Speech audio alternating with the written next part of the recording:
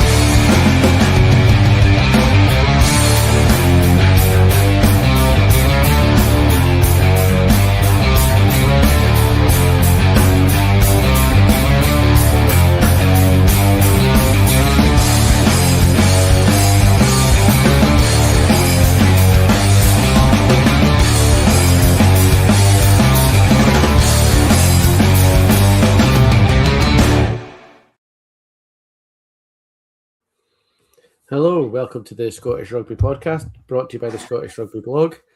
In the absence of anyone who's able to host tonight, I'm Johnny McGinty. Hello, nice to have you along. I've done it already.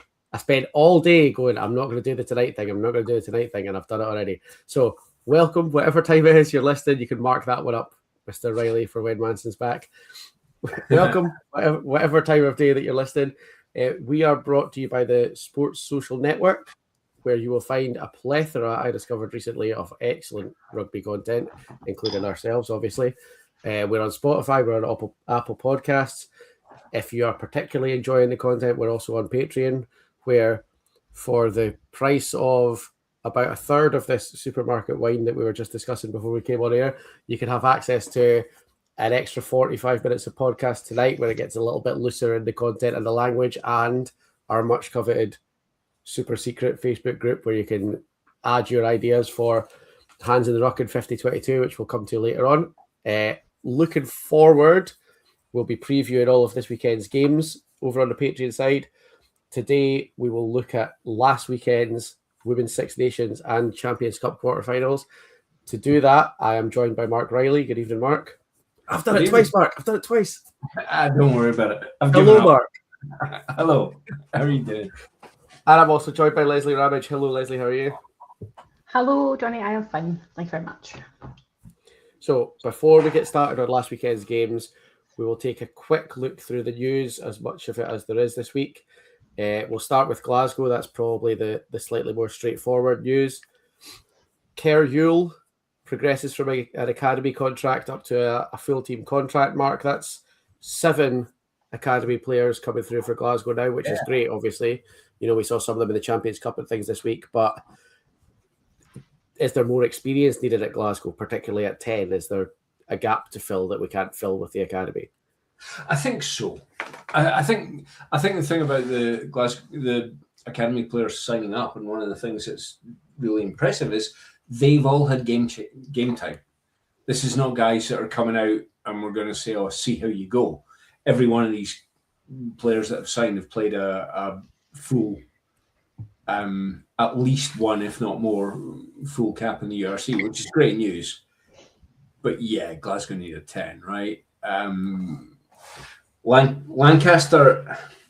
Lancaster's decent and probably has a future. Charlie Savala has been injured since before he arrived at Glasgow. He arrived at Glasgow in May last year, and we haven't seen him at all. Yep. So if Glasgow intend to continue to be a championship troubling team, or a winner of the URC troubling team, Lancaster and Savala are not the pair, in my humble opinion. No, to be fair to Dan, I think he played really well on Saturday. We'll obviously come on to that later.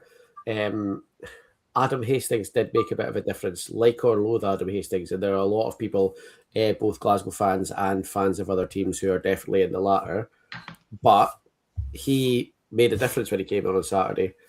Glasgow were obviously shuffling around a little bit, but Dan Lancaster can't do it on his own, and if Charlie Savala's not going to get fit, there needs to be somebody else of experience and calibre, I think, not just someone coming from the academy.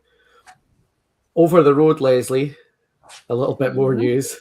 you look understandably thrilled. Two new coaches for Edinburgh this week. Brad Davis joins from the Queensland Reds as defence coach. Defence coaches in Super Rugby, notoriously sought after. And Tim Sampson from Fijian Drua is joining as attack coach. I'm assuming to ask James Lang to play like a Fijian. So, I mean, the main thing that jumps out is there's what we would probably call, and we spoke about it between ourselves yesterday when the news was announced, and there's a bit of a Nucifora pipeline developing in Edinburgh. Now, you and I have a fairly similar opinion of him. Do you think that's going to strengthen Edinburgh? Well, could they do much worse? Probably not. I mean, let's be honest, they're 13th or something in the URC table at the moment. I mean, I think if you can do better than that, you're doing all right. I have to say, I hadn't heard of either of these coaches. These are not guys who are tripping off your tongue when you think of quality coaches like going around at the moment. And it does, as you've sort of said, they do seem to be best buds or have either worked with or played with David Nucifora. It's just, I mean, it could be that's all we could get, which is also quite sad. But yeah, I didn't see those announcements and think, wow, what a coup. It was like, who? I was like, we'll Google these guys because I haven't heard of them. Yeah, time will tell. So Lapman in the YouTube comments saying the Reds have the second highest tackle completed stat, which is excellent. The Reds have also shipped 120 points in the last 3 games in Super Rugby. So I will take tackle completion. Excellent, perhaps. If he can build a strong defence for Edinburgh around great tackle completion, then excellent. Like, more power to him. But you can't ship 40 points a game as a defence coach. That's something that probably needs to be addressed. Mark, I'm not going to ask Leslie this because I feel like you're going to have a significantly different take to the in-house Edinburgh fan. If you speak to a Munster, Connacht or Ulster fan, they've all got a lot to say about David Nucifora having his favourite when he was performance director at the IRFU and how well that went for the other 3 provinces. Is employing 2 coaches who come from the same part of the world and played for the same teams as him an indication that he's maybe got a favourite coming up in Scotland as well? And let's be honest, the chances of him not knowing at least one of them, the defence coach, was it the defence coach or the attack coach who actually played with him?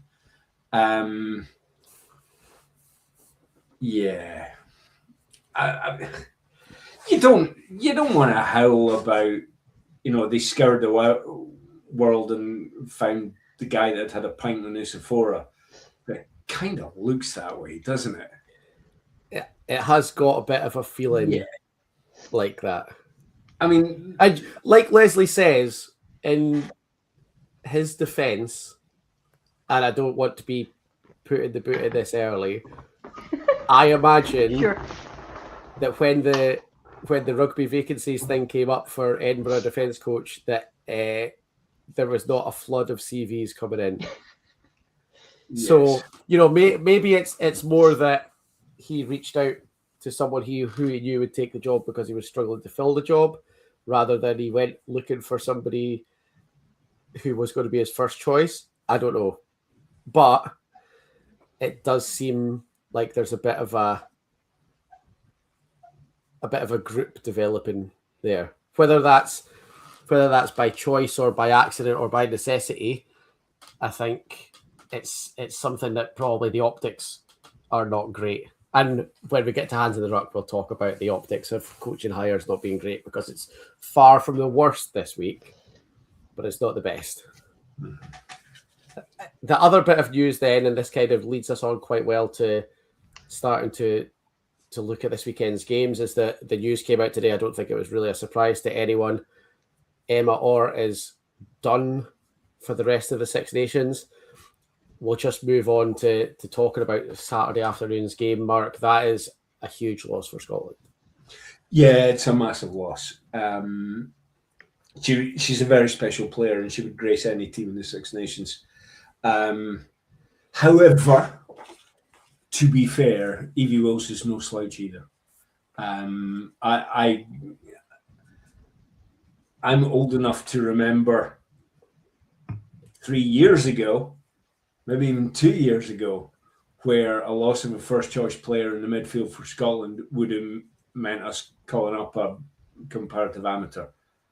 The fact that our midfield now has Evie Wills and Meryl Smith in it that's all right, you know. Yeah. Super players. Emma Orr is a massive loss. She's an incredible talent. However, I think we have solidity there and two talented players to step in. Yeah, for me, I think Emma Orr probably runs some of the best lines in the world of any centre. In fact, of any back, really. She's incredible, and she was a bit of a key for Scotland on Saturday afternoon, because when it wasn't really clicking, it was her that did a lot of the hard work that sort of pulled it over. Yeah. Leslie, as far as Scotland in it goes, that was close to being the most Scotlanding any Scotland team has ever Scotlanded on Saturday afternoon. By the time it got to the 87th minute, that was it was squeaky bum time and then some. Well, I have a small confession. I only saw to about minute 50. I went off to a gig, so I didn't see the most of the second half. But I was keeping an eye on the score on my phone. I thought, Scotland are winning. That's great. But then I checked in on social media to see what was happening, and it was just Scotland fans stressed to the max about the last few minutes. Mm-hmm. They didn't do it though. They didn't Scotland it. That's the main thing. They saw it out, won the match. Yep. If that would be in Edinburgh, they wouldn't have done that. Because they wouldn't have been in that position, or because they would have lost. Both. I'm very struck by Helen Nelson saying in the press this week that they needed an 85-minute performance, and they were glad they put in an 85-minute performance, I think was the word she used, and that's exactly spot on. 80 minutes would not have been enough to see that match out. It was good. I did watch it live, and I was waiting for a full Scotlanding. Well, what I was going to say to you, Mark, actually, was on the subject of Helen Nelson. Another thing that has not traditionally been a Scotland strong point that really showed up in a big way on Saturday afternoon was the kicking from hand from all of the backs. Chloe Rowley kicked really well. Meryl Smith kicked really well. But that was an absolute masterclass in the second half from Helen Nelson. She was finding space behind the Welsh defence. She was testing the Welsh back three with high balls. She was putting through grubbers. That's something that's not always been Scotland's strong point. And I was fuming when Scotland were losing games in the World Cup before last because of place kicking.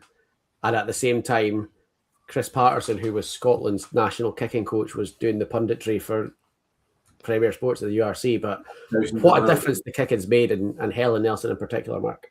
Yeah, massively, hugely. She rightly got player of the match. She was absolutely fantastic. I don't know if that is, and I genuinely don't know, is that her simply learning, maturing as a player? Is that different coaching? Is that skills coming on board? I genuinely can't answer that. But Nelly, as they call her, was absolutely fantastic. She was superb at the weekend. And it wasn't just the kicking; it was the choice of kicks as well. Yeah. Pinning Wales back when they needed to be, and that kind of thing. Yeah, and as you rightly point out, Johnny, the fact that Meryl Smith also is that. Meryl Smith's almost a second 5'8". You know, she's another playmaker out there, and I think that makes a substantial difference as well, because they can both make that choice on the fly, and they were doing so. And yeah, I think it was, whether it was completely instrumental in us in the win, because a couple of tries were exceptional from exceptional play, but it was absolutely instrumental in our control of the game. Yeah. Super. We've spoken about Meryl Smith quite a lot, Leslie. There was a few sort of, not changes, but maybe reappearances in the back line. We've obviously not seen Meryl Smith in almost 18 months. We've not seen Shona Campbell in almost 3 years. They seem to slip back in quite well. And, that's something, we've spoken about it with Glasgow over on the men's side. The national men's team have maybe struggled with that a little bit. Do you think that the women's team are doing a better job of the fact that players can slip back into the system and you do not notice an obvious difference in people there that haven't been there for a while? Yeah, they're such a tight unit as well. So even if you haven't been playing, they've been part of that group and that setup. Meryl maybe not, because she has been injured, but she has been before. So you're back in with people that you know really well, and you're really tight, and you probably see them at club, and yeah, they seem such a good group that I think that probably makes it easier when you know someone really well, and therefore when you're playing with them, it's a bit easier. Whereas maybe the men's team don't quite all have that same connection with each other. It's maybe that a little bit harder in the national men's team. I mean, to do that kind of thing. But it's maybe a nod to the coaching of Brian, perhaps in the past. He was obviously a very good coach, and Sione hasn't changed that much.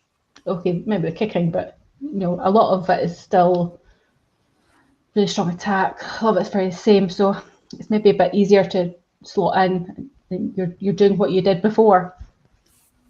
Yeah, and a really good point by Andy Steele on Facebook as well, kind of saying what we were saying earlier. We are definitely building depth, because it wasn't long ago that we would be asking the front row in particular to go almost 80 minutes. And now we do have, I think we've gone from Scotland maybe having 13 to 15 really good players to we've now got 23 really good players and more. And, when we come to talk about next week's game or this weekend's game over on the Patreon side, we'll talk about more big names that are coming back for Scotland. Leslie, I wanted to ask a little bit about the forwards. There were maybe a few issues. I wouldn't say it was disastrous or anything, but it was one of those days at the line out that Scotland seemed to have every so often. Wales were getting a lot of success with maybe just being that little bit more powerful at the breakdown. We obviously know, what's coming on Saturday afternoon. Mm-hmm. Do you think it's worrying the way the forward performance went, particularly in the first half, or do you think that's something that they could probably tighten up and it's maybe just a bit of first game? You're playing, Emily Cobra started, didn't she? And she's only played Celtic Challenge, so this is a massive step up for her. And she did have some really impressive stats, over the course of the game. but she'll learn from that. And as Sione and Rachel Malcolm have spoken about, this is the start of a new 4-year cycle, and these people need to be brought in and bloodied and given time to learn, basically. And lineouts being a struggle is a Scotland thing across all the teams sometimes. You know, we see it at Edinburgh, we've seen it at Scotland men. I don't know if it's just pressure or it gets to them. Just a bad day, yips, whatever. But I think some things will be ironed out, but I think we just have to give these girls time. You know, it's not going to happen overnight. It's going to take time. And this is a long-term plan. If they don't get things right, the Six Nations, it's not the end of the world. It's experience, and they'll learn from it. Yeah. But before we move on from Scotland women, then Mark, as far as the first game in a 4-year cycle goes, are we happy with it? Are we ahead of where we'd like to be? Is there more we'd like to work on that you would have thought? Oh, I think there has to be more. I mean, we have some debutants and we have a new coaching setup, but we've got to be happy with that, right? At the end of the day, it was a win away in Wales, and the first match that many of these women had played at the Principality Stadium, which I thought was significant, and I'm really happy for them that they could win there. But I mean, we had was it 3 or 4 debutants, of which one was a starter. So to do that and come away as well, having the win, I think it's a good place. I wouldn't say it's ahead of where we expect to be, but I think with the whole new setup and at the beginning of a cycle, if you were playing nothing but veterans at the beginning of a 4-year cycle, that would be more of a concern. But the fact that we're blooding youngsters and still winning, that's a good thing. Yeah, I'm happy with it. Yeah. And Leslie, Mark kind of touched on it there. They're going to play in the Principality, Murrayfield and the Aviva across this tournament, which obviously, you know, at the most basic level is huge for the Women's Six Nations, for the women's game in general. Bearing in mind that it is 4 years or 3.5 years till the next World Cup, and the last 2 World Cups have each got significantly bigger than the last. That big stadium experience is going to make a bit of a difference as well. Oh yeah, I mean, you can correct me if I'm wrong, but isn't this the first time they've played Murrayfield? Is that right? Mm-hmm. Yeah. Yeah. So, given they've never got to experience that will be huge. You know, they're hopefully, fingers crossed, mostly your fans in the stadium. So I hope they soak it in and, you know, get used to having all that noise and hype, and, you know, the Aviva will be boring as hell because it always is, but, you know, the Murrayfield should be good. I hope they get the Piper and all the same stuff the men get. I hope they get the full Boona experience. Did anyone see the only good April Fool's Day a couple of weeks ago on the SRU Instagram page, where they made it look like Rona Lloyd was going to be the Piper on the roof for the anthem? Yeah, absolutely. Yeah. And I almost bought it right. I was watching it and going, oh, she must be injured. It wasn't until she started talking about, but then I'll run down from the gods down to the team setup. I thought, hang on, because I watched it on the second. And then it was like, oh, hang on a minute, when was this put out? And I got it, but came close to actually getting me, because I know she's musical, right? They all talk about her bringing the ukulele into all that kind of thing. Her TikTok is full of her daily bagpipe lessons, right? Okay, which are very good, quite something. And then the other thing, and I mentioned it to you guys that on Saturday morning, that we can't come away from Scotland women, and it's not. I promise, I'm not trying to delay what we have to talk about next, but. Did anyone see the Braden board on Saturday morning? That is like a level of organisation that I just cannot comprehend, because they've got the 3 braiders and then everybody gets like a 20-minute slot or a 10. I think it's maybe even a 10-minute slot, and they were going from like 8:30 in the morning till 12:30, and it's just like person after person, and it's like a military operation. It's wild. And Not I know I mentioned this. something you have to worry too much on game day. No, exactly. Yeah, not an issue for me. I mentioned this to you guys at the time as well, but I was speaking to Ellis Martin not too long ago, who is one of the Scotland braiding team, and they take, it's like 50p or a quid off of everybody every game when they braid their hair, and then they donate whatever they've made to Little Princess Trust at the end of the tournament, which is lovely. I think it's really nice, and every time I see it, it blows my mind, like the organisation that they go through. And it's like not simple either. No, absolutely. Everybody's got their like preferred. I don't know. I'm not going to talk about braids. I've Honestly, not a clue.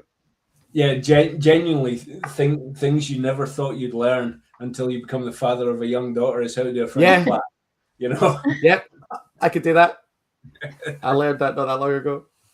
You need to let Murray McCallum know he's trying to braid his daughter's hair and is struggling. I saw him go to is it called like Pints and Ponytails or something? Beers and Braids, something like. I'm desperate to go. As soon as there's one up here, I'm going because it looks brilliant. I'm not convinced Lara would let me do it now, her being 23. But no. No, maybe not. All right, let's talk about something else. Mark, Glasgow's Champions Cup run came to an end Saturday afternoon. I am torn. I was gutted on Saturday. I'm torn now between disappointment and a bit of relief as we get to the sharp end of the URC and being in the Champions Cup knockouts. Is that just like a cop-out? Oh, I'm still fully disappointed. I genuinely have not been that down about a club game in a very long time. I honestly thought Glasgow would do that. I thought Glasgow had it in them to win that game and probably comfortably.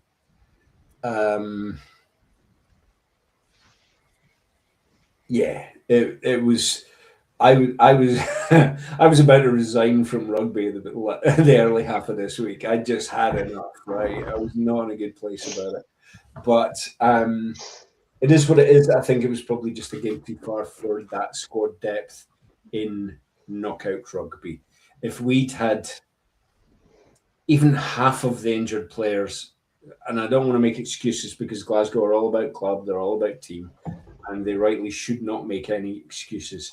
However, I could name, off the top of my head, 3 players that, had they been playing, would have made that a completely different prospect for Glasgow. Yeah, and I think the squad depth is the thing, and we'll come on to Glasgow's South Africa tour in the URC when we get over to the Patriot half.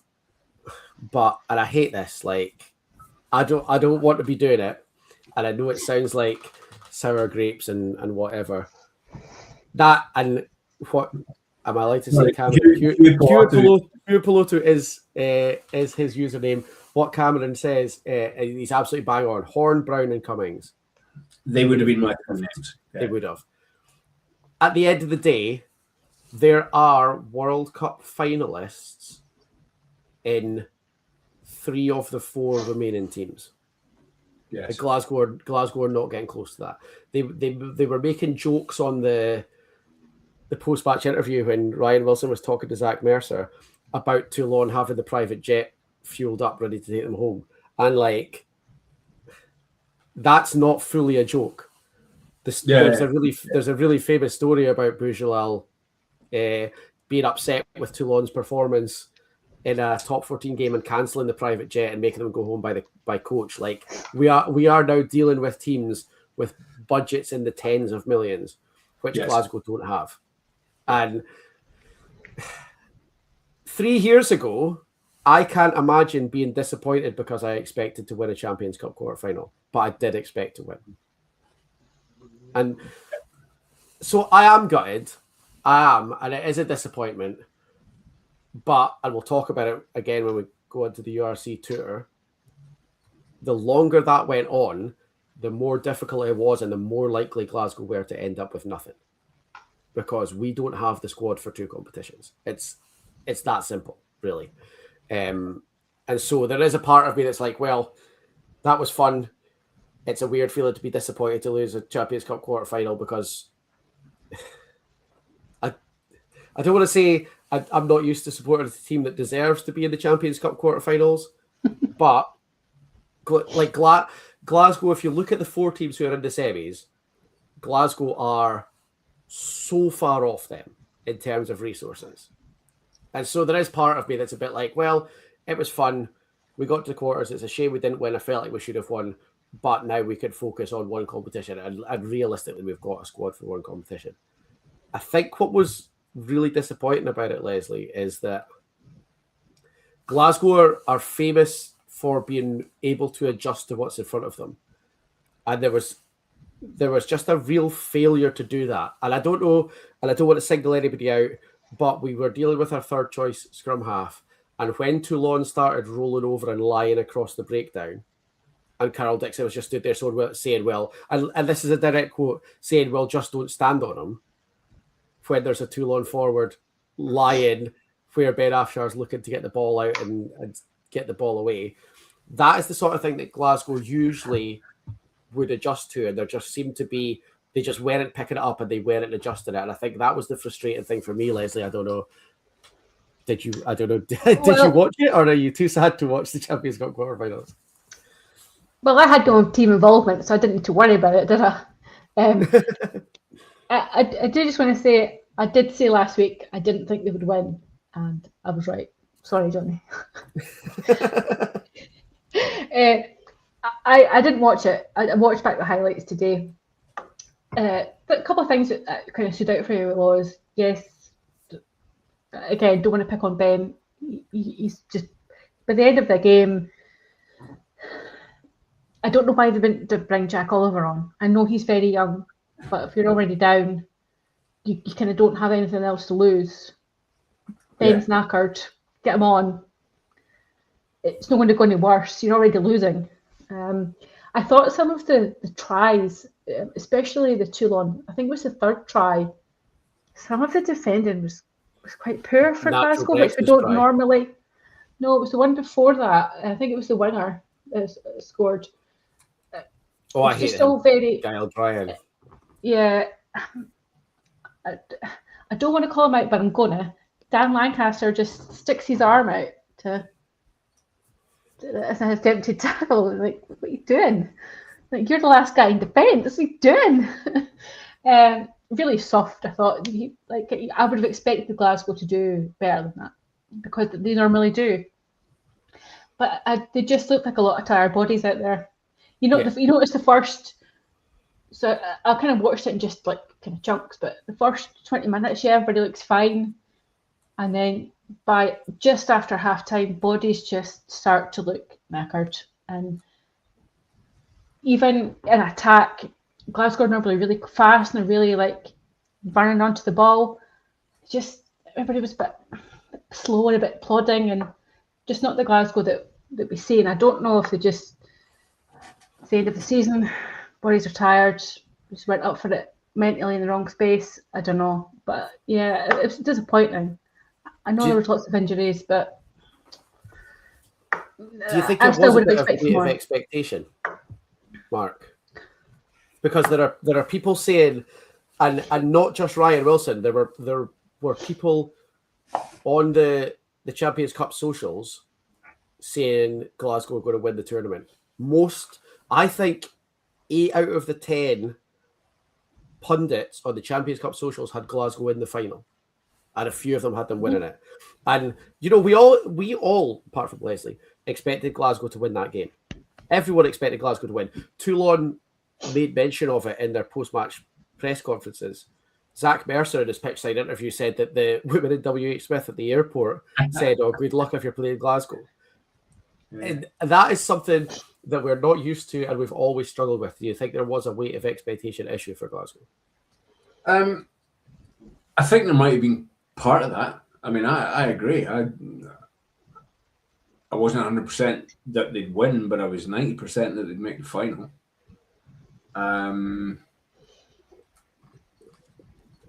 So the players are bound to feel that. As much as people say, oh, yeah, the players, in every interview, it's just the next game, but that bollocks.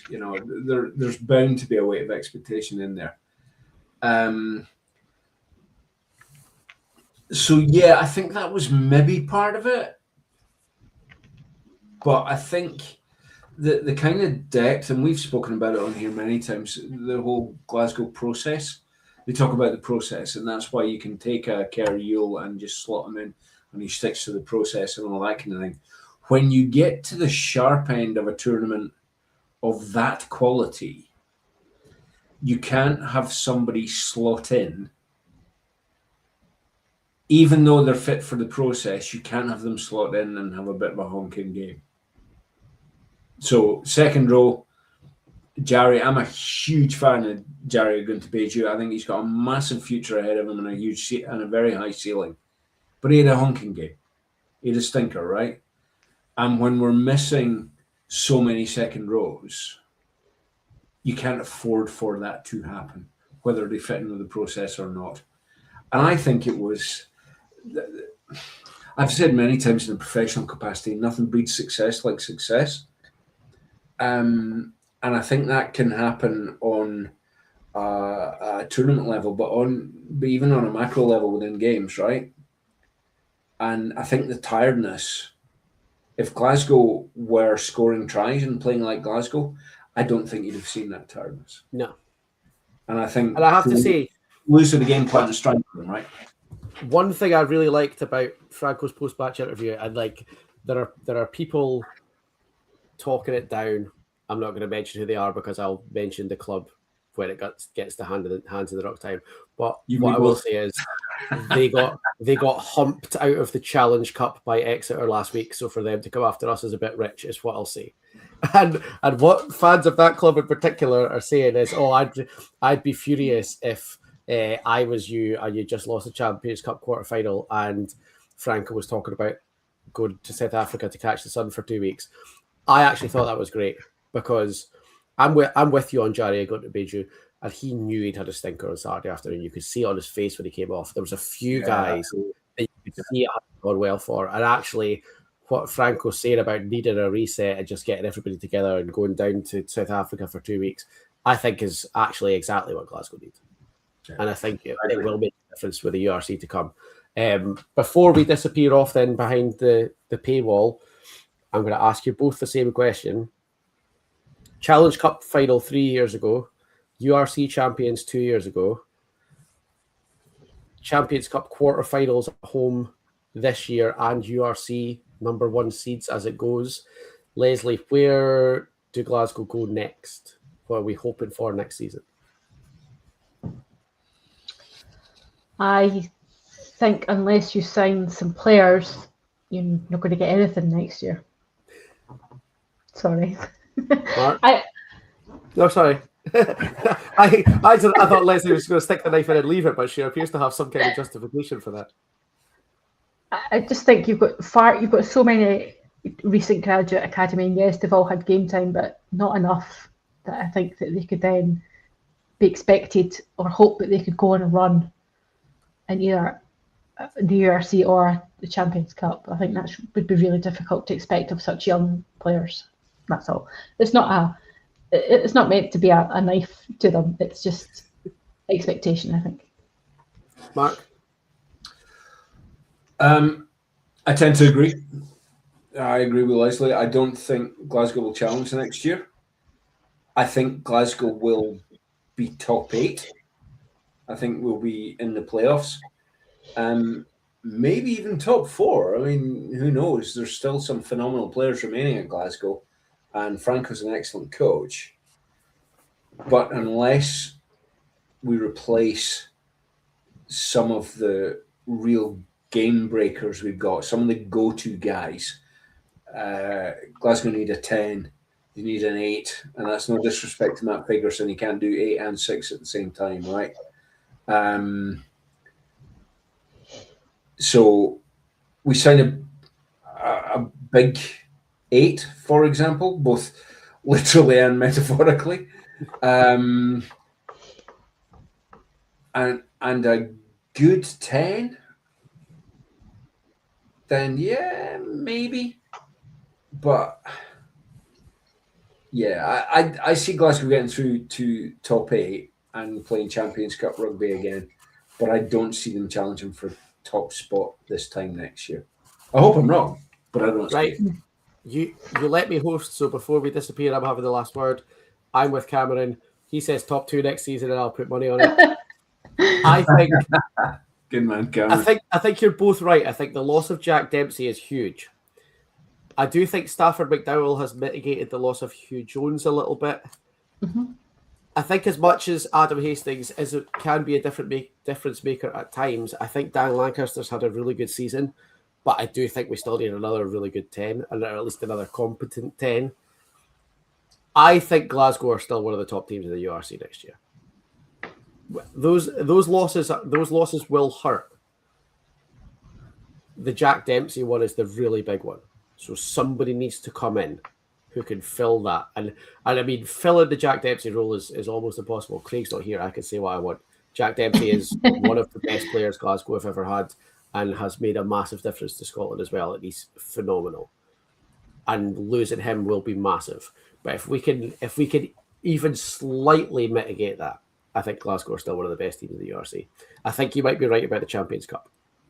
I will concede that. But I don't think we can accept a step as far backwards as you were suggested, Leslie. I think Glasgow still need to be a challenger. Because we can't have 3 years of the progress that Glasgow have had, and then for that to just be all completely wiped away. I'll be posting your thank you, David Nucifora meme every single day. The way to say that, yeah. Because that will be vandalism, as far as I'm concerned. So I think Glasgow can and should still be challengers in the URC. You might be right about the Champions Cup. Oh, I hope I'm wrong. I do. They'll still be better than Edinburgh, which is really all that matters, isn't it? Well, that's it. Even with all my negativity, I'm thinking that Glasgow won't challenge. I still think they'll make top 8. And comfortably, you know. All right, I'm not even sure where I see Edinburgh making top 8 next year.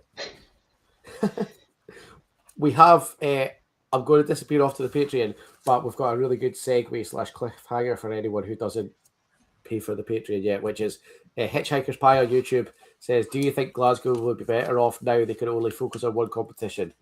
Short answer: yes. That is the basis of my entire conversation about Glasgow's South African tour in the URC.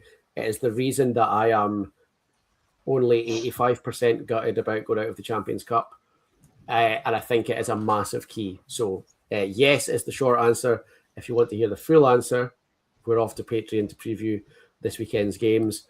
But for now, for the public pod, it is goodbye from me and goodbye from Mark and Leslie. See you, folks. Bye. Cheers.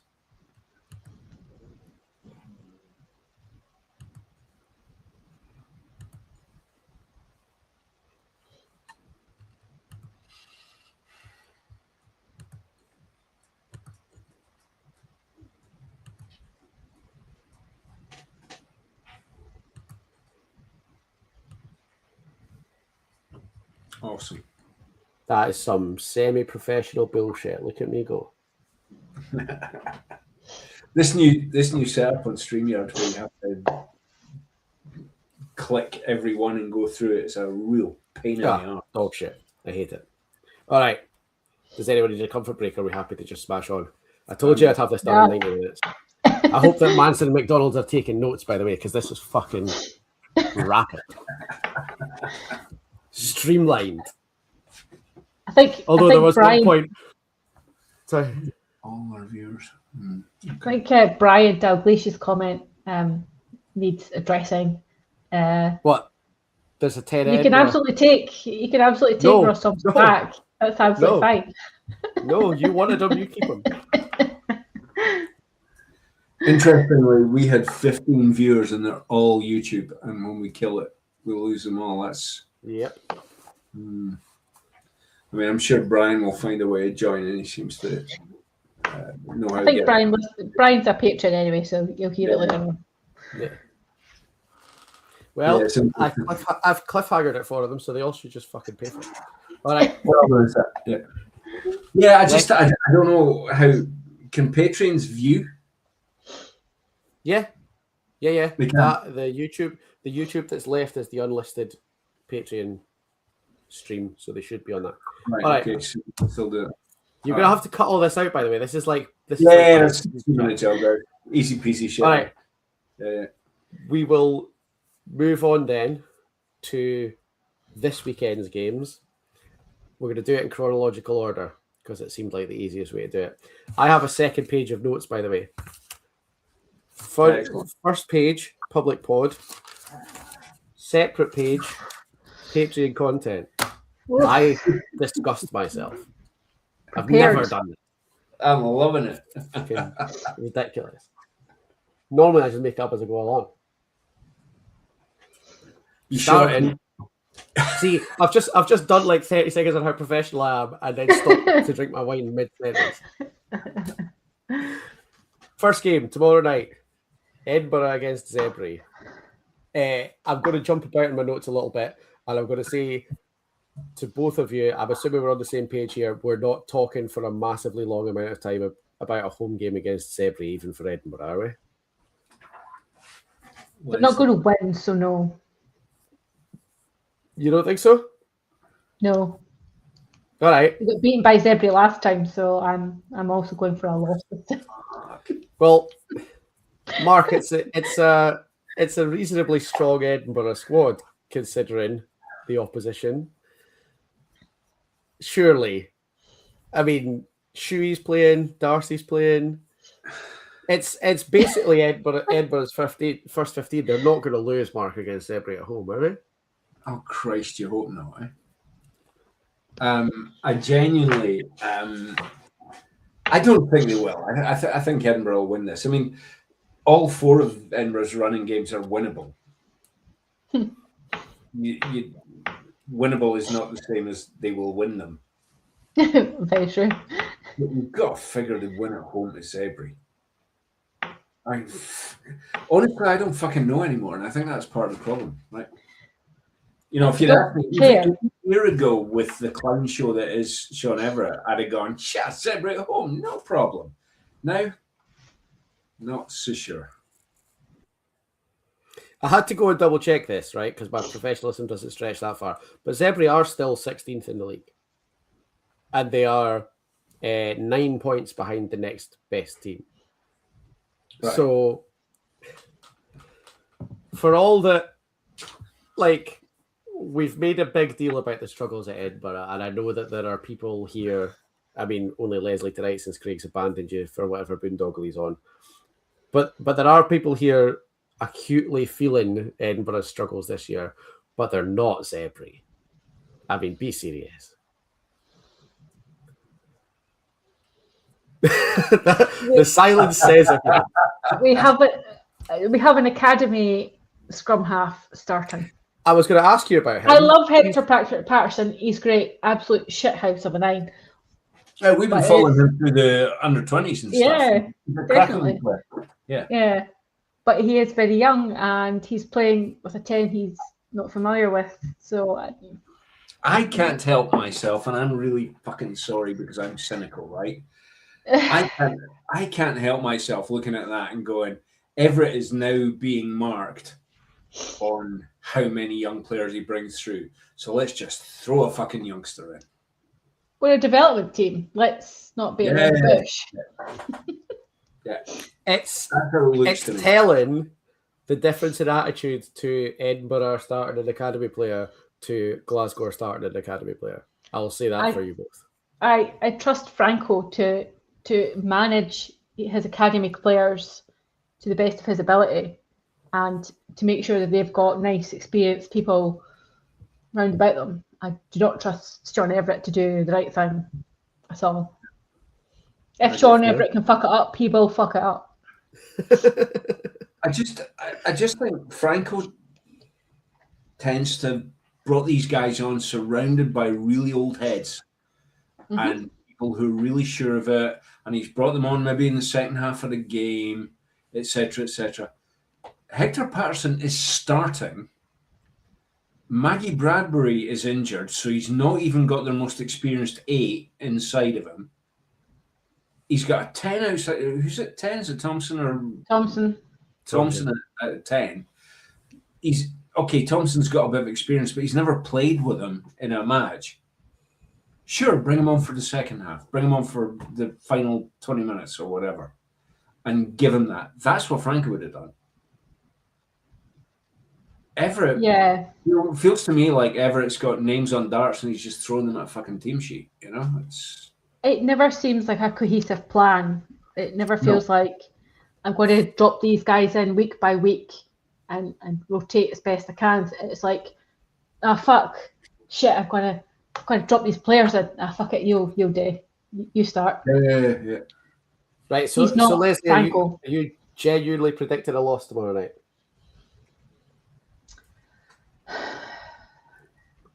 They were beaten by Zebra at the first game of the season, so I would not be too surprised if they did lose. It's tough. They shouldn't, but they've been so shit.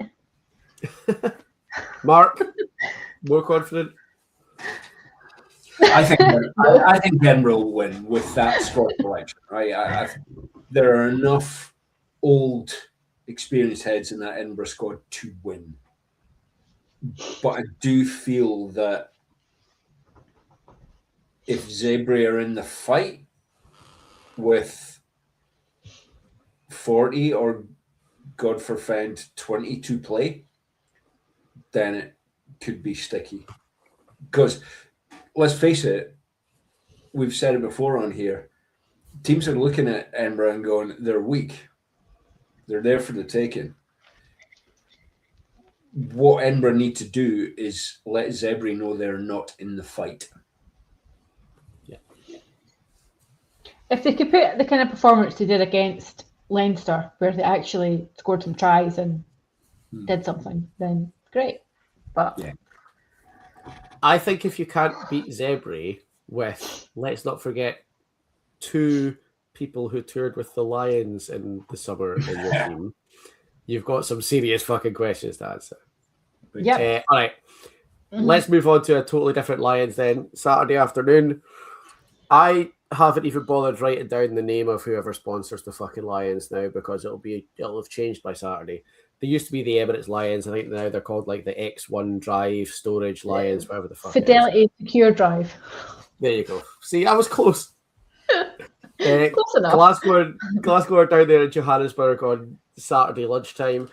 We don't have a team sheet for Glasgow yet, but we did tease this a little bit in the public pod. The photos are out from the flight and the photos are out on the Glasgow Instagram from training and things. It is a full strength Glasgow squad. Leslie, obviously the Champions Cup exit has a lot to do with that. Do you think it's the right move for Glasgow? Yes. Yes. They've still got a championship to play for, and they could, in all seriousness, win it. I'm not saying they will, but they could. They're sitting at the top. A couple of wins in South Africa keeps them at the top for home semis and all that jazz. So yeah, it's in their interest to keep the Stormers and Leinster at bay if they can. So yeah, we need to go for it. And Mark, we spoke about this on the public pod. Do we just accept that Glasgow don't have the squad to compete in 2 competitions? Because let's be realistic. If we'd won on Saturday, 2/3 of those players would not be on that trip. Yeah, you're probably right. But we didn't, so we don't have to worry about it. So I think despite the chat and the talking up and all that kind of thing, as we all did, and you know, that's sport, that's fun. But realistically, I didn't think Glasgow were going to trouble both competitions when it came to the sticky end, right? If we had won, as you say, if we'd won on Saturday, then I think we go light to South Africa. We didn't. So I think Glasgow now will be going all guns blazing for URC, and rightly so. What I'm reading or what I'm hearing is that. Sorry, I've got a Stanley knife on my desk because I've been working in my office and I don't know where to put it because I'm not used to having a Stanley knife on my desk. Yeah.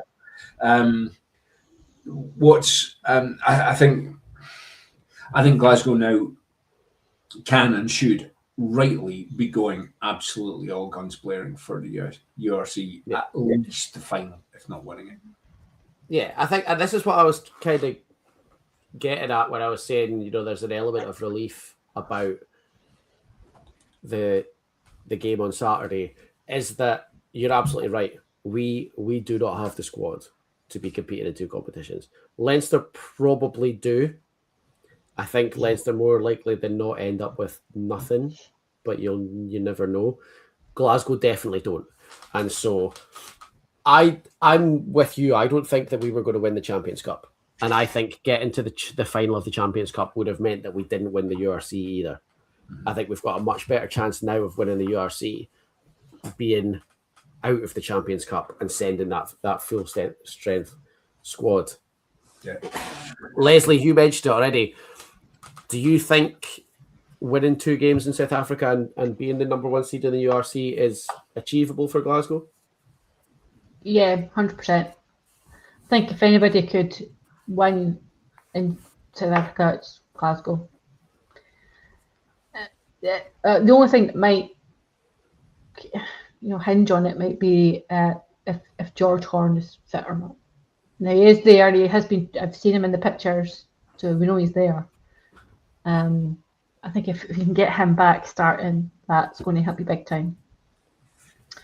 I think if he's not, then it does make it a lot harder.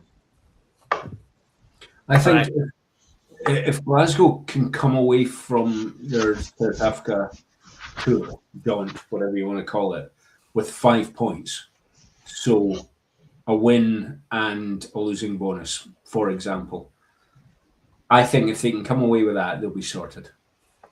Anything more than that is massive bonus. And I think they have to target a win against the Lions and at the least a losing bonus against the Stormers. And I think they're capable. I think they're capable of coming away with 10 points from South Africa. I think so. The game that worries me is Ulster away more than the other 3. Oh, really? But and it kind of for the same reason as what you're saying. I think anything above 5 points in South Africa is a bonus. But I do think Ulster away is a tricky one. All right. Ulster have been playing well. On to the big one, Saturday afternoon. Scotland against England. We spoke about it earlier. Scotland women's first time at Murrayfield. One change, enforced change. Evie Wills is starting for Emma Orr. Mark, you spoke about this already. Emma Orr is a world-class player, but you're right. I think you said earlier that Evie Wills is not a massive step down. No, she's not. I mean, in the nicest possible sense, she's. I'm meaning absolutely no disrespect at all to Evie Wills. She doesn't run the lines that Emma Orr runs. She's not as instinctive on the attack as Emma Orr, but she's no bloody slouch, right? She's still. We're not dragging somebody out of the Kirkstoffer Cougars, right? She's a very, very good player. And before I get letters. Yeah, I was going to say Kirkstoffer Cougars either. They're a team, are they? I'm sorry, ladies. That was they're not just that bad. in my head. But do you know what? Fair play to them as well. They're also one of the better team names. I was going to say, phenomenal team name. Was it Alex Stewart plays for Kirkstoffer? Is that right? I think so. Yeah, I would need to check that and forgive me. But I discovered recently that Shora Campbell played for Montrose. Oh, really? Yeah, do not like. See, this is the problem, right? With playing for clubs up and down the East Coast, is I fucking hate everybody. Everyone on the East Coast. See, from like Aberdeen down to basically about Musselburgh, I'm like, you can fuck off, you can fuck off, you can fuck off, and Montrose are on the list. I have a strange thing because I have a memory meltdown now, being the age I am. I drove past Jed High School today, and they've got the pitch all set up, and I'm like, I must have fucking played there. I mean, I played all over Scotland as at school level, and I can't remember. I can remember playing Gala at Gala. I can remember playing Pennycook at Pennycook. I can remember playing Boroughmuir. I scored Dragons, Boroughmuir. And I can remember, even back when I was at school, can't remember playing at Jet. So it must have been a shit game.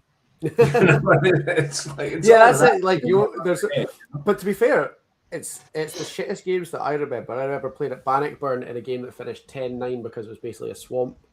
I remember playing at Newton Moor because as we were leaving Dundee, it was snowing, and we phoned them and said, "Is this game definitely going to be able to go ahead?" And they said yes.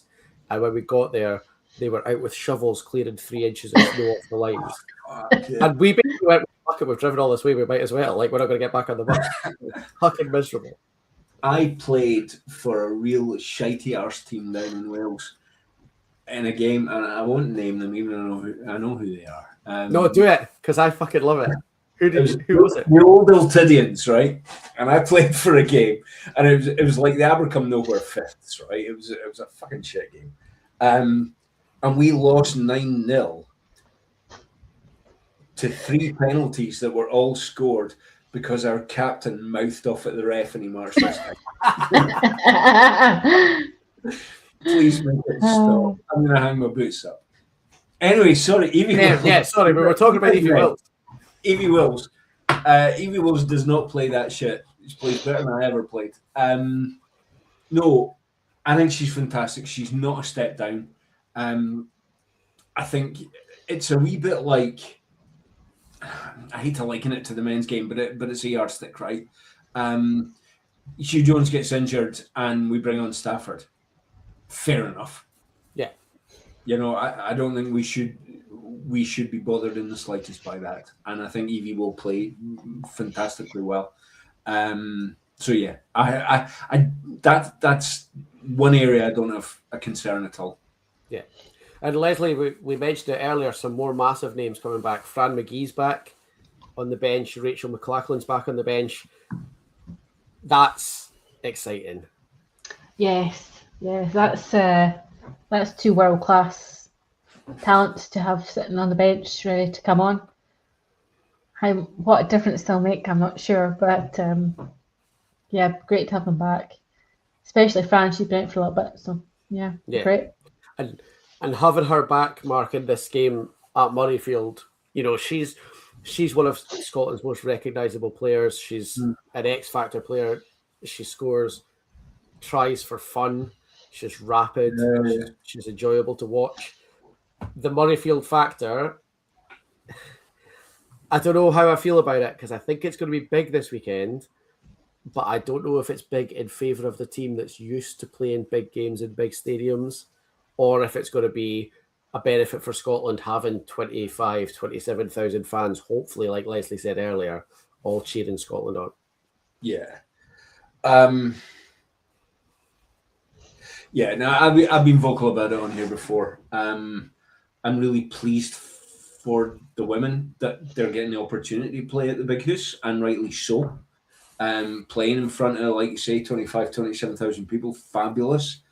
I'm not actually going to any of the women's games this year, but the last 3 years on the bounce have been women's internationals at the High for the last couple of years on the bounce. I've thoroughly enjoyed it. My worry was that part of the reason I liked the Hive as a venue is because it had that tight, personal feel. I loved the atmosphere that it generated there, and I feel, having watched Edinburgh games at Murrayfield, Edinburgh men's games at Murrayfield, it completely lacked any of that, and I was kind of worried that the women's game might feel that way a wee bit as well. My other big concern, and I've said on here before, and we won't really know until Saturday, is whether, we got 27,000 people, but 20,000 of them are English. Yeah. And I'm worried about that, genuinely. Big game atmosphere, that's great, but it's supposed to be a home game. Yeah. Aye. That is the worry. And then I guess if there's another worry, Leslie, we spoke about it when we reviewed the Wales game. The forwards are going to have to step up something massive against the Red Roses at the weekend. You know, we're talking about one of the most powerful units in the game. They are or have been for a very long time overpowered in every position of the forwards compared to pretty much every other country in the world. Are we worried about Scotland's forwards competing? Do you think with a game under their belt and a bit more, you know, was that first game shock? Is what I'm saying against Wales last weekend, and are they going to front up a little bit more, or is it a concern? The only shining light is England have no locks. They're all injured. They've got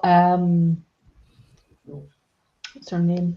I'm going to have to look it up because I have forgotten. The one that had the baby not that long ago. It's really terrible. I've totally forgotten her name. Abby Dow. That's the one. Baby. Yeah, she's playing lock, I think. When the team came out. Oh, is their team out? Yeah, it came out this evening. Told you about professionalism's run out. I didn't even know. Yeah, it was quite late on. It came out. Oh yeah, there it is. So that's they have got a few injuries. So I think that might be our a bit of a help. The thing is, realistically, Scotland are not going to win this game, regardless whether the forwards turn up or not. You're really just hoping that they put in a half decent performance and, you know, keeping on at bay as best they can. Scotland and the rest of the teams are just not there yet. France might be the only team that might be able to challenge them this year, but yeah, well, Ireland have closed the gap on them significantly. They still lost by 21 points last week, but that was at Twickenham, and that's a team that lost by 78 points 3 years ago. So the gap's closing. I think you're right. I think they're probably not going to win. But before we move on, I'm going to put you both on the spot. Give me a score prediction, Mark. You first. Oh wow. Or a margin. If you don't want to do a score prediction, give me a margin. Yeah. So I think what would be success for us is a margin in the high 20s at the moment. So I had England by 30 in my head. Yeah, let's say 48-22, for example. I think that would actually reflect very well on us. Leslie? I think it'll be about 50-12 or something like that. I just You're think so cheery this week, Leslie. Everyone's getting pumped. Everyone's terrible, and nothing good's ever going to happen. Edinburgh playing Johnny this week. It's probably I was really avoiding the 5 being the first number there. That's why I said 48. I know. I just think we've got quite a few newbies. People come back from injury. England are still the best team in the world. It's going to be tough. Yeah, I'd love to be wrong. I'd love them to be, closer, but I'm just being slightly pessimistic. I'm kind of with you, Mark. I think where the margin is as important as the margin, because I think if it ends up being 60-32, that's not as good as it being like 45-15. Yeah. Because once England have piled on a bunch of points, they're just going to sit back and maybe Scotland score a few tries. So I would rather we stop them from scoring that many. I'd be happy to lose by 25 points if they only scored 40. Yeah. Yeah, I guess. I don't want to see them score 50, 60 points. Yeah. Well, it becomes a training match, a post-training, and that's no fun for anybody, right? So until we start paying the women's team properly, we're probably still going to lose, but what we want is them to not let them score that many and not lose by that many. Okay. I'm just pointing out I have a small decanter for wine that I used to bring to my desk that is still in a box somewhere that I can't find. So I'm currently bringing wine up to my office in a Pyrex jug. Nice. Excellent. Straw. Class. All right. Previews are done. let's close it out. Let's start with the Leslie side of the coin, and we'll start with this.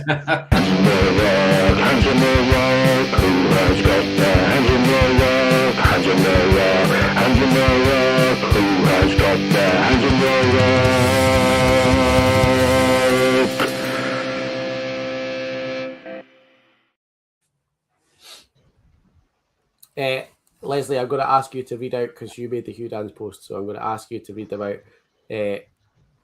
Mark, you can go first then. What's had its hands in your ruck this week? Do you want to do the Hugh Dan's, or are you leaving that to Leslie? If you've got them there, you could do it. I just thought because Leslie made the post, she would have it. But she clearly doesn't. Doesn't have my professionalism. Mark, I wasn't expecting to have to do this, but yeah, I've got them here. Mark, let's have your personal one first. Well, let's do the publics in case they have overlaps from the You don't want to steal it from anyone. Go on then. All right, Colin Tate, hands in ruck. The comment section under the offside lines reporting of the Wales-Scotland game, but people comparing the skills of the women to S1, S2 boys. Yeah. Did you see Rona Lloyd on Instagram making a very similar complaint this week? We're so fucking past that. Why are we still doing it? Like, I'm sure you thought you were cool and funny and edgy when you were doing that like 10 years ago. Now you just look like even more of a wanker than you did then. Well, I made the point earlier when we were talking about Evie Wills. Basically, even if she did play for Kirstoffer Cougars, she's playing better rugby than I ever fucking did. Yeah. They certainly are not playing the level of S1, S2 boys. See, when I say Emma Orr runs some of the best lines in the world, right? I'm not talking about in the Women's Six Nations. I'm saying Emma Orr runs some of the best lines in the world. If you're out there saying that players playing at that level are playing like S1, S2 boys, I've got some fucking ideas for you. Because it's one of the stupidest fucking things I've ever heard. Apart from anything else, let's see your highlight reel, you fucker. Yeah, exactly. No. Yeah, honestly, it drives me nuts. Colin Black says fans being harsh on Glasgow despite the fact that they're on their third choice at scrum half and 3 or 4 second rows injured. So what do we expect? Just too many to consistently overcome. Which we kind of touched on earlier. I think, we kind of spoke about that a little bit, and it is bang on. And also, it's the same thing again. Ben is our third choice scrum half, and he's quite young. And Jarry probably is the 5th choice second row, and he's quite young. Yeah. And they're playing in a fucking Champions Cup quarter final. Yeah. Again, players played in a World Cup final. So, if you've got a problem with them, you go out and fucking do it. Yeah. No, there was a guy in my socials just before the game, the Friday, I think it was a Friday afternoon or something like that, and he was going, "Can't believe Franco hasn't put Hugh Jones on the bench, blah blah blah." And I said, "Well, yeah, he's going. You know, you go 6'2", you're not picking Jones." Oh yeah. So as soon as Stein went off, up pings a message from I don't even follow this guy, right? Up pings a message from him saying, "Ha, told you. If we'd had Hugh Jones on the bench, he'd have been a better selection." I just fucking ignored it. But the bottom line is, this game wasn't won or lost in the centres and wings. This game was won and lost at second row and at 9. Bottom line, and I don't mean any offence to Jarry. I don't mean any offence to Ben Afshar. They are both really good players, but our depth is really struggling there at the moment. When you come up against, I mean, they had Olive on in the back row hunting down Ben Afshar. You know, that's a different planet altogether. George Horn would have had none of that. No, you're talking about a scrum half who less than a month ago made Antoine Dupont look like so ordinary and so pedestrian that he had a fucking full-on bitch fit in front of every TV camera in the world.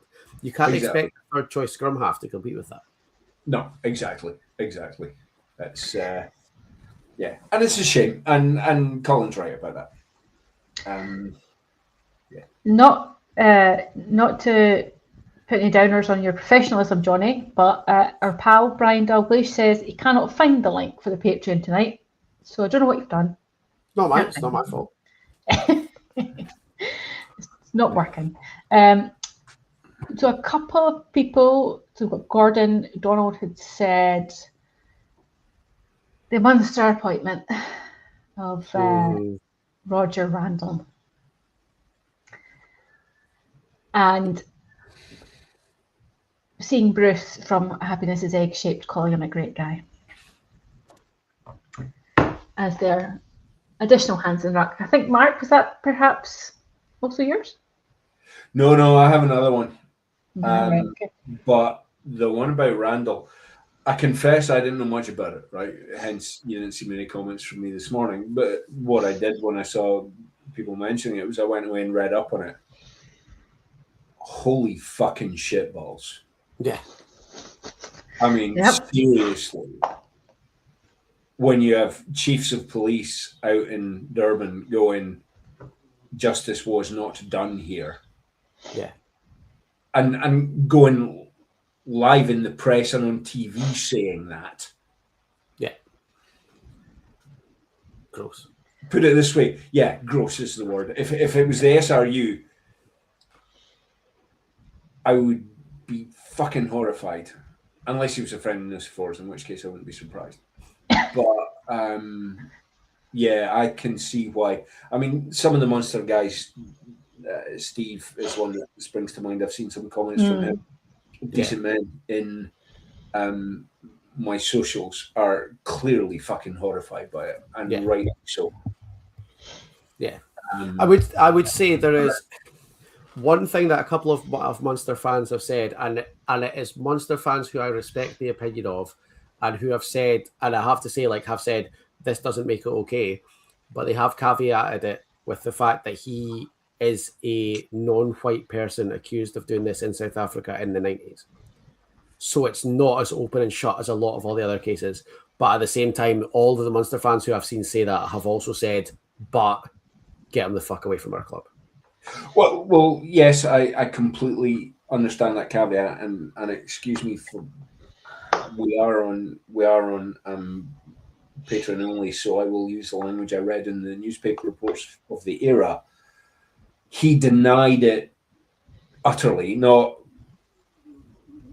said, oh, it was consensual or anything like that. He just said, no, it didn't happen. Yeah. And they had 3 sperm samples from the woman, one of them being his.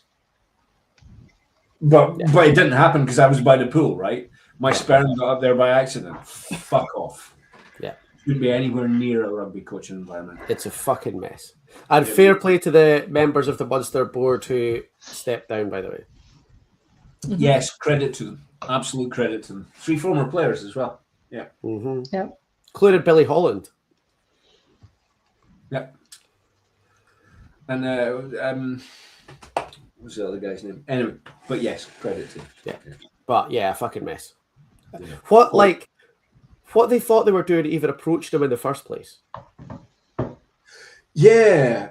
If I've recruited people in my previous role as an employed person, I used to actually recruit people, and because of kind of the job we do, you do forums, you do that kind of thing. The first thing I do is Google them. Yeah. Right. If I Googled this guy, my immediate reaction would have been, "Oh fuck no, nope. Away from that CV." Right. Anyway. For me, on this, Clayton McMillan doing his full "don't back down, double down," saying that he is a great guy, stand-up guy, family man. Like, stop digging this fucking hole. Like, shut up. Like, yeah, gross. Yeah. I think gross is the only way to look at it, Johnny. Genuinely. I think McMillan's got to have to go now as well after this. You can't possibly, he can't stay, surely. You wouldn't have thought. I'd be very surprised. Yeah. Apparently there's more resignations to come as well. I'm shooting. Oh, really? Yeah, from the Munster board. It wouldn't surprise me. You know, I mean, like you guys, I couldn't see myself being associated with any of that. No. that is it pretty much from the patrons. The only other one was from Dan McFarlane, who we had touched on, was the Glasgow fans getting uppity about Glasgow losing, but we'd covered that already. So that is that from patrons. So I only found this out by accident this evening because I was looking at some other stuff. The Wales programmes for the Wales-Scotland match had the wrong Scottish player names. Like, to a severe degree, like somebody just copy and pasted the team from 2 years ago or something, and nobody fucking checked it. So, for example, they had Lisa Thompson at 12, Fran McGee at 11, Sarah Bonner at 5, Evie Gallagher at 8, and the bench was just a complete fucking mess. And these were the printed programs that you could buy at the stadium. Fucking hell. So, to be clear, Demi Swan, Emily Kubra, and Holland Bogan don't get a first cap fucking program. I mean, WRU, I know you're a fucking shit show, but dear God, really? Awful. Absolutely awful. And I'm really sorry for these first Scottish caps. Yeah, that's stinking. I mean, genuine. To be fair, it was brought up on Scrum 5, and I can't remember, one of the ex-Welsh players who's now a pundit was talking about it, and actually apologised live on air to our women for it. But fucking hell. Yeah, that's brutal. Leslie, anything we've not mentioned? Yes, but it's quite trivial. The SRU, for completely underestimating how popular their Making Moves t-shirt was going to be. Oh. I mean, it sold out in like an hour the first time, which is great. Wow. It's great that people want it, and it's sold out. Brilliant. I'm not taking that away from anybody. And they've re-released it, which is great. Brilliant. But it's also sold out again. And not shipping internationally. Yes, I saw at least, you've probably seen them too, Johnny, about 4 comments under the post on Instagram saying, oh, I tried to buy it in Spain, but I couldn't buy it. Tried to buy it in Switzerland, couldn't buy it. You're like, there's 4 35 quid t-shirts or whatever they are that you've not sold because you don't ship internationally. Yeah. Come on. Wild.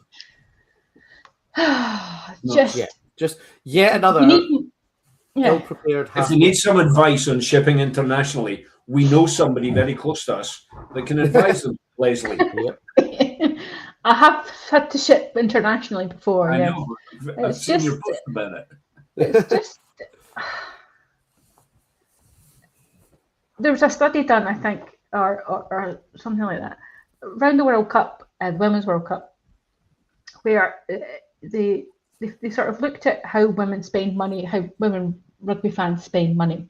So when they go to games, they don't really buy huge amounts of alcohol, but they do buy more merchandise than they do at men's games. So they want gear, right? They want merch, and this is quite a. It's quite a. I don't want to say feminine talk, but it kind of is a little bit. And we don't get a lot of that in rugby, and especially in women's fits. You just don't get nice stuff, really. So when something nice comes out, people want it, and they just have completely underestimated how popular it was going to be, and not people can't buy it, and they're missing out on money because of that. It's just half-arsed. It's a really interesting point. As I mentioned earlier, I've been to a few of the Edinburgh Glasgow games, women's games, and I've been to a few Scotland internationals at the Hive. And for a few of those games, taking my daughter, who you guys know, she's 23, she's getting into rugby, etc.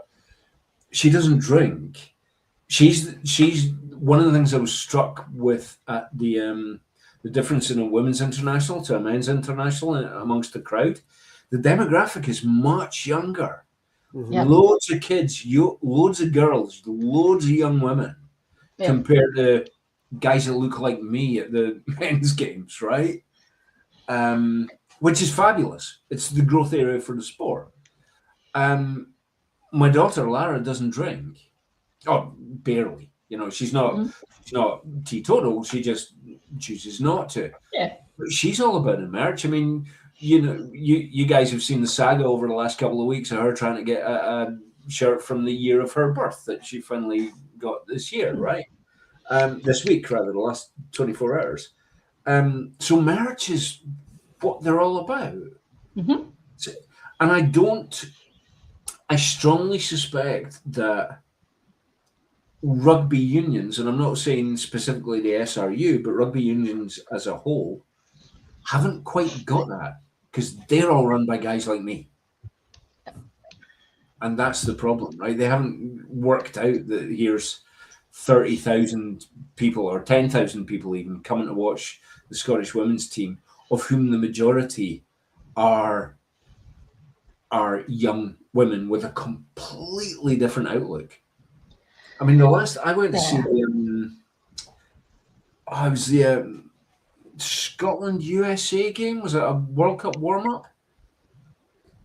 And in front of me there was a woman with 3 kids under the age of 12, and the 3 girls under the age of 12, and they all had their favourite player, and they wanted named shirts and all that. And I was chatting to them, how, you know, and Fran McGee was a big favourite of one, Rachel Malcolm was the other, and that's a whole different vein from the kilted white male going to Murrayfield.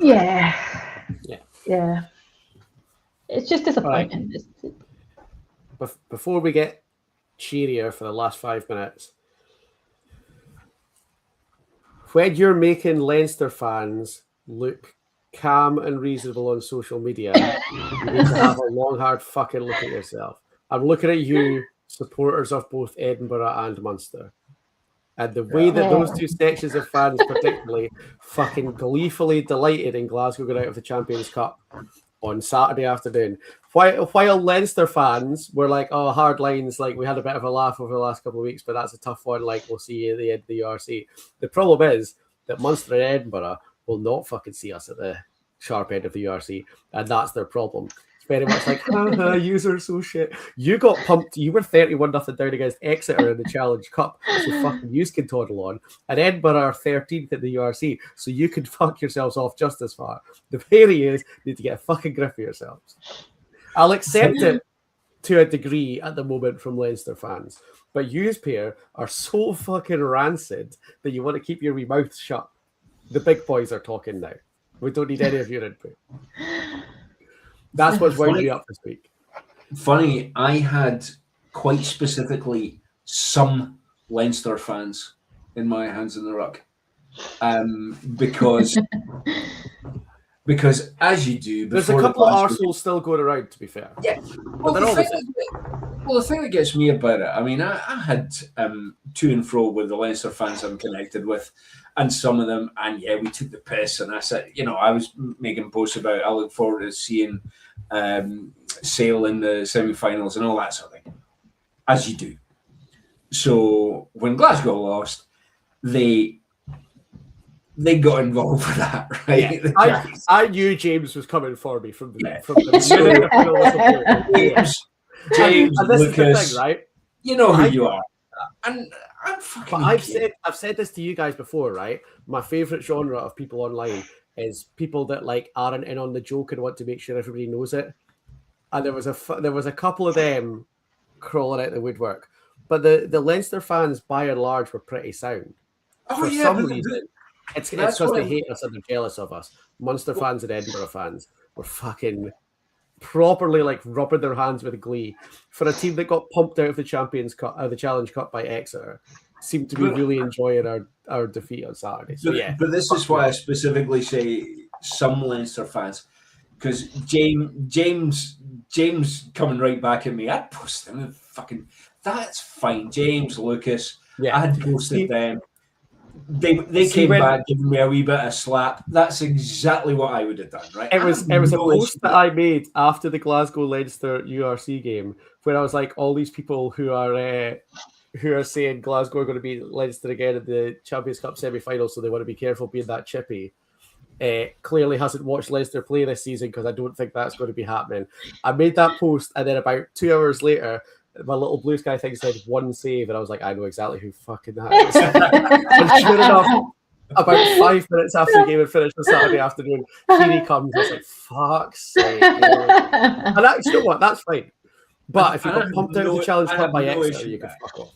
I have no problem with that. I interact with these guys. That's what sport's about, right? You know, I'm bigging up Glasgow. Glasgow lost. They're coming back to give me a wee bit of a kick in the arse. That's fine. But I had guys atting me that I've never heard of. I don't follow them. They don't follow me. They've maybe seen a post from one of these guys who I'm connected with, who are actually commenting at me about stuff. One of them made a comment about the Glasgow crowd. And who the fuck are you? And that's what I mean by some Leinster fans. You weren't here when we beat you a few weeks ago. You're like Man United fans of the fucking 90s. Sit the fuck down. Let's finish with something fun. Let's do some 50-22s. Mark, do you want to go first this time? Or no, you went first last time. Let's go first this time. Yeah, go for it. Do you want to do Patreon ones first? Oh, go on then. Have we got some? Yeah, sure. Yes. Colin Tate says 50-22 from a couple of weeks ago. Monty McCallum's try for Newcastle in the Challenge Cup. I don't know if you saw it when he goes on like a big run. It was great. Like Reece Carey's try, but better. Yeah. Yeah. It was, I saw the game. It was good. It was good to see the. I'll see if I can get a clip of that and put it up on our socials. Colin Black says for 22, the way Scotland women play their heart out, it's an exciting way, held on. Didn't Scotland it, basically. Just bravo every single player with the amount of youth in our team too.